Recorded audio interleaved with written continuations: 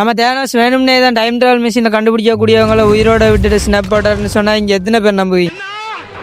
அதாவது Thanos snap போட்டதுனால யூனிவர்ஸோட பாதி பாப்புலேஷனே அழிஞ்சிருக்கும். ஆனாலும் டைம் டிராவல் மிஷின் கண்டுபிடிக்கிற அளவுக்கு புத்திசாலிகளா இருக்கிற டோனி ஸ்டார்க், ப்ரூஸ் பேனர் எல்லாம் விட்டுட்டு யூனிவர்ஸோட பாதி பாப்புலேஷன் அழிச்சிருப்பாரு. ஆனாலும் தேனோஸ் டைம் டிராவல் மிஷின் கண்டுபிடிக்கிற அளவுக்கு புத்திசாலிகளா இருக்கிற டோனி ஸ்டார்க், ப்ரூஸ் பேனர் எல்லாம் உயிரோட இருக்கணும்ன்ற மாதிரி நினைப்புல ஸ்னாப் போட்டிருக்க மாட்டாரு. அப்படி டோனி ஸ்டார்க், ப்ரூஸ் பேனர் மாதிரி புத்திசாலிகளா இருக்கிறவங்க எல்லாரும் டஸ்ட் ஆகாம மத்த எல்லாரும் டஸ்ட் ஆகணும்னு நினைச்சிருந்தாருண்டா ஹேங் பிங், சூரி மாதிரி ஆக்கள் எல்லாம் உயிரோட இருந்திருப்பாங்க. ஸ்னாப்ல டஸ்ட் ஆகிருக்க மாட்டாங்க. சோ நம்ம தேனோஸ் யூனிவர்ஸ்ல இருக்கிற பாதி பாப்புலேஷனை மட்டும் தான் அழிக்க ட்ரை பண்ணிருப்பாரு. அப்படி தேனோஸ் யூனிவர்ஸ்ல வாழ வேண்டியவங்களை மட்டும் அழிக்கணும்னு ஸ்னாப் போட்டு இருந்தாருண்டா பாதி பாப்புலேஷன் அழிஞ்சிருக்காது, முழுசாவே அழிஞ்சிரும். ஏன்னா ஏஜ் ஆஃப் அல்ட்ரான் மூவிலையும் அல்ட்ரான் இந்த பூமியில மனிதர்களை வாழ தகுதி இல்லாதவங்கன்னு சொல்லி அவங்களை அழிக்க கிளம்பியிருக்கும்.